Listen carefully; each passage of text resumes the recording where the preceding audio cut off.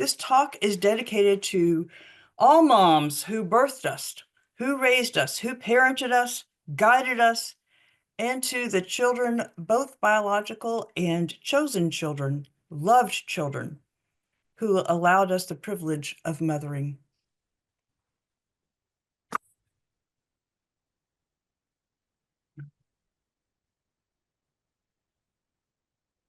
So today I'm going to start off with just 4 lines of a poem that touches on the experiences of some of the major changes we're having in our world.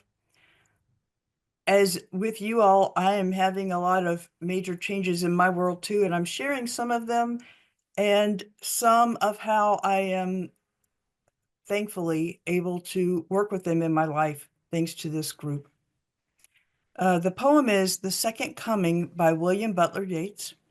I'm only going to read the first 4 lines, so I understand it's much longer and worthy of a couple hours of discussion, but we're not going to do that. Turning and turning in the widening gyre, the falcon cannot hear the falconer. Things fall apart. The center cannot hold. Mere anarchy is loosed upon the world. I think that's kind of where we are right now. And I want to focus on the things fall apart, the center cannot hold. That's the phrase I want to focus on here. So in my world, my professional field of healthcare and the lives of those who are affected by healthcare is being profoundly affected these days. And my family and my stage of life are being affected. So I want to talk about those things, and most importantly, the center that I've always had in my life, ever since I was a child, the center that I've always had, that somehow got covered up with the roles and rules of being a student, being a good girl, making A's, singing in the choir, doing the right things in church versus the wrong things, so we can mock all the people that bow at the wrong time. We can tell who the real Episcopalians are. But I want to talk about my center that is holding, even among the disintegration and the changing stages of this life. So I want to start first with my profession and my community. I have been a licensed clinical social worker in the state of Tennessee for since 1994. I have worked mostly in mental health, but sometimes in medical health. So it's always been healthcare. And I know most of you aren't from Nashville, but Julie will know that a large portion of Nashville industry is healthcare. Um, I've also worked in quality, compliance, advocacy for people over the past 30 years. So when I talk about my profession, it's over my lifetime, and it's in healthcare and advocacy for people getting more healthcare. In about 3 years ago, the 988 suicide crisis line went live. What that means is anywhere in America, you could call the number 988 if you were feeling suicidal, and you could talk to somebody there. They could refer you to somebody in your local area, get you services that you need. Well, kind of recently, um, our president has decided that perhaps that was a good idea, but we should cut funding for the LGBTQ youth or anybody who's LGBTQ who is suicidal. And as you may know, those people tend to be a little bit more prone to suicide and more prone to bullying and rejection than other people. So that's impacting quite a needy part of the population. There's been some calling into question of mental health parity. And what that means is, in healthcare, if if you're diagnosed with diabetes, you can have diabetes screenings and insulin. In mental health, you can have a screening for a diagnostic just for a psychiatric disorder, but not necessarily the treatment you need for it. So it's trying to get that same kind of care and rights that you have in mental health care as you already have in physical health care. And that's being threatened a little bit. So that would just bring back the stigma of mental health care back to, 70 years ago when you couldn't say, I have a mental health problem. I need help with this. And 70 years ago, there weren't the treatments available that there are now. Also, there are agencies which are supported by government dollars, which are used for research, for best practices in treatment, um, and for local programs that are being cut. Now, I understand that when you do research, sometimes you don't come out with a good answer that will be useful to somebody, but you certainly won't come up with it if you don't try and try different things to make things work. If we knew what exactly was going to work, we wouldn't have to do research. We could just flat out do it. But it feels like my profession, my larger profession, and my field from the past 30 years is dispensable, isn't valued, is extra, is not essential. Um, in Nashville alone, and I am not, if you ask me for quotes, I can't give them to you because, things change from March to April to May. So I, this is not about quoting me for an article somewhere else. I don't have that kind of stuff for you. But in Nashville alone, President Trump has decreased grants of the National Institutes of Health, which impacts future health care, but it also impacts the people that I work with, the people's children that I work with, people on the soccer teams that my girls played with, my neighborhoods, the people I go to church with. We have a lot of nursing schools, of doctor schools, of tech, uh, X-ray technician schools. That would affect all that as well. So Vanderbilt is in Nashville, and it's one of the top research hospitals in the country. In 2024, Vanderbilt, both the hospital and the university, got about $589 million for research and health, and the proposal would cut 90 million of that. That is a huge percentage. Um, I went to my doctor on Thursday, and he said that 20%, that's 1 in 5 of the physicians, the medical degree physicians, are going to be laid off from Vanderbilt. The physicians, not the frontline staff that take your money at the very beginning, take your copays, but the physicians. So that's going to affect healthcare in Tennessee and future developments in research and people I know, like Tim Mangrum, my PCP, and his family, and the Publix around the corner that feeds his family, and maybe the Y that benefits from his from the fee that he pays to join. If all those doctors and physicians are out of money, they won't be joining all those things. So it's a huge impact on our community. Also, for me personally, it's a big impact. I work at Meharry Medical College, which was founded 11 years after the end of the Civil War. It is an historically Black college and university, which might make you think of diversity, inclusion, and equity. It also might make you think of healthcare and research.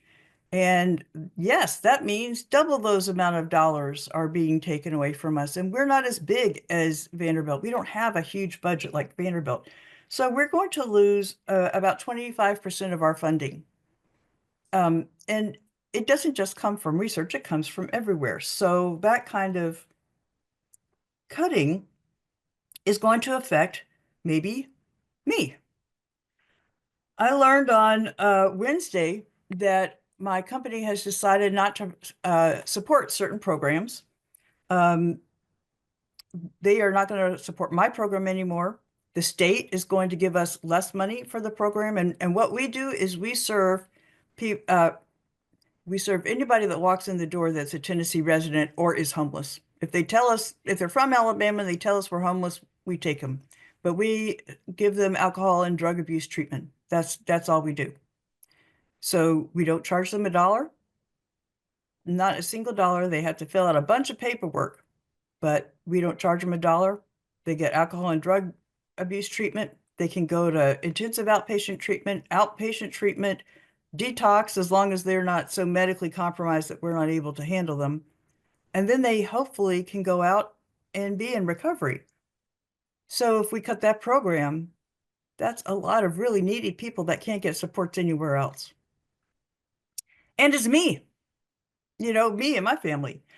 So the good news for me, or the bad news, is that I still have that shoulder injury from workers' comp and that I got on the job. So I'm on workers' comp. So they might have to keep me hired for some period of time, but that's kind of tenuous. Um, so how does that affect me personally and me in heart to heart? Uh, I have less of a range of emotion now. I told Joe the other day I was numb. I'm not really numb. I get upset at things, but instead of, pounding my fist, I say, "Oh, really?" Because it's just one more thing on the list. It's just one more thing. So I'm not startled anymore. But sometimes I get surprised, but I'm not startled. My emotions are we're just kind of expecting things. Um, so that's what's going on with me professionally and in my healthcare world. In my family world, my daughter moved, well, one's in Japan, but the one that lived with us for the past 3 years moved to Minneapolis on Monday. And I spent a lot of Monday and Tuesday wandering around her bedroom, seeing the dust bunnies. She cleaned, but she didn't clean behind things. And looking at the stuff and saying, okay, so what made this worthy of not being thrown away, but not worthy enough to be taken? And you just kind of feeling empty, you know? There's nothing wrong with her going. It's time for her to go. It's time for her to fly and launch. And I didn't raise her to be with me for her life. So it's time, but it's just a change in life. We're an empty nester again. And then on Tuesday, I turned 62. So I'll be eligible for Medicare. And I think that losing your daughter, becoming an empty nester, and being eligible for Medicare in 10 days is, a couple life events right there. So I'm feeling a little like, whoa, waiting for one more thing. Um, so we're also focusing a little bit on retirement and trying to figure out how much money we need to and when can we retire. Or we just started this week thinking about, what if I do lose my job and I am essentially unemployed in my field, from now, whatever now is on. Yeah, I can work at Starbucks, but how will that impact retirement? So we're thinking about that. And then also in my life, I have that shoulder injury, like I was telling you. I have problems washing my hair, driving. I have to depend on others a lot. I don't pick up the plants that I drop. I actually had a bad allergic reaction to one of my medicines and ended up in the hospital, but I did not have a stroke, so that's good. So I'm still celebrating not having the stroke. But the real point to this whole talk is not all the things going on with me, but how grateful I am to have a sense of a center in my life despite all that. The point is to tell you that I have groundedness with the divine, with my center, with my presence, in the midst of all those things that are constantly changing. I mean, major things that are changing, not shifts, major things, new popes, just small little historical things like that. I have been able to access my calm, my center in waiting rooms, which is a shift for me over the past couple of years.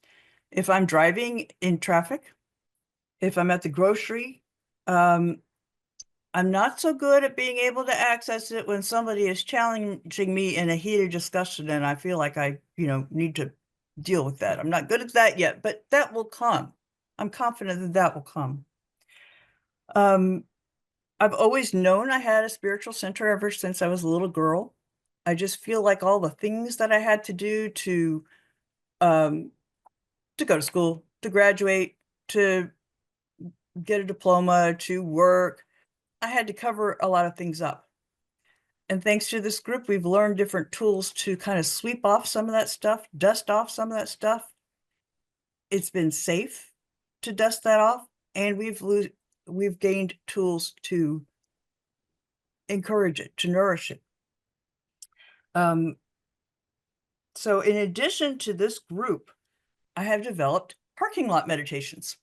I really did not want to have a meditation practice. I couldn't find time in the day for it. And Joe kept on saying, well, when are you going to have time in the day? I said, I'm not. I finally realized that I should combine it with something that I really wanted. What I want to do more than anything is avoid traffic. That's my biggest motivation. So I did not want to be home and meditate and then get in that traffic to work. I would just dread it the whole time. So what I do is I leave a little bit earlier, I get to work, I park, I sit in my parking lot, in my parking garage, and I meditate. And it's wonderful because it's time that's dedicated just for that. I still see cars coming up and going. I mean, I don't see them, but their headlights, they get in my eyes. And I hear weird things, and sometimes the building shakes a little bit, but I have a practice, a defined practice time. And then I get bored with doing the same thing over again. So I've taken different things to start me on my practice. Sometimes I'm just so tired, I just turn off the engine and take off the seatbelt.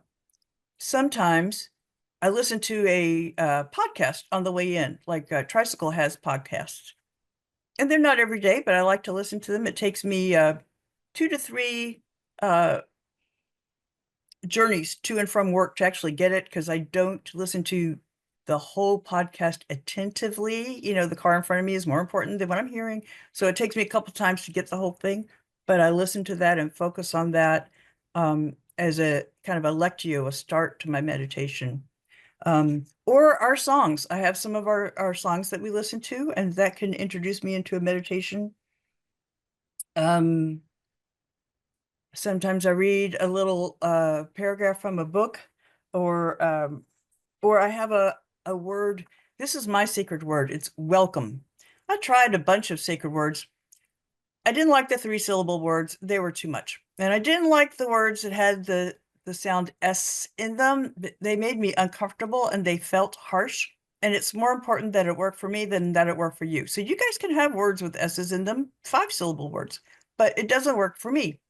Welcome really fit for me because it has a nice sound on it. I inhale and I exhale. It also, when I use the word welcome, I find myself opening my chest a little bit more and stretching my back and really honestly welcoming whatever's coming.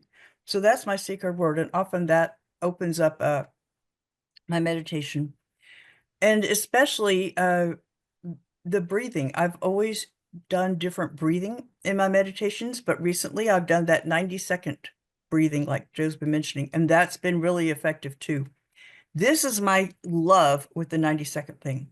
It gives my monkey mind something to do, because I say, okay, brain, you want something to do? You feel that breath as it goes in your nose. How does it feel? You tell me. And then you feel it as it goes down. Oh, no, you didn't get far down enough. So my brain will tell me everything. So I'm engaging my brain in the breathing. And by the time I'm done with 2 or 3 breathings, my brain is kind of off somewhere else. But I tricked it into me actually getting into a different chemical space. I love it. It hasn't figured that out yet. And then my favorite thing to do is Turbulent, especially recently.